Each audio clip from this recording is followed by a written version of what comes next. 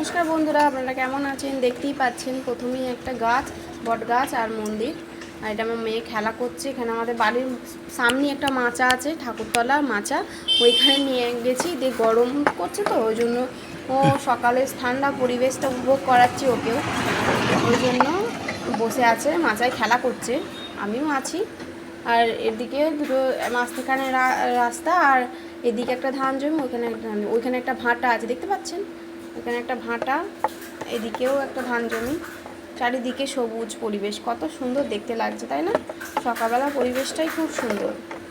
আর এই মন্দিরটাতে জল ঢালে, ফাল্গুন মাসে শিবরাত্রিটা হবে, ওইখানে সবাই উপোস থাপস করে, সব মেয়েরা ওখানে জল ঢালা হয় এখানটাতে। আমাদের খুব আনন্দ হয়। তারপরে খিচুড়ি খাওয়ানো হয়, অবশ্যই দেখাবো, ব্লগে দেখতে পাবেন সব কিছুই। ওখানেও একা একা খেলা করছে, খুব পাকা, প্রচুর পাকা হয়েছে। আর ওই দিকটা দেখছেন, ওই দিকটা বাঁধ বলে আমাদের এখানে। ওই দিকটা দেখছেন, ওই দিকটা আমাদের বাড়ি, আর ওই দিকটা একটা রেল স্টেশন, আর এই দিকে একটা রেল স্টেশন। দুটো রেল স্টেশনের মধ্যে আমরা আছি।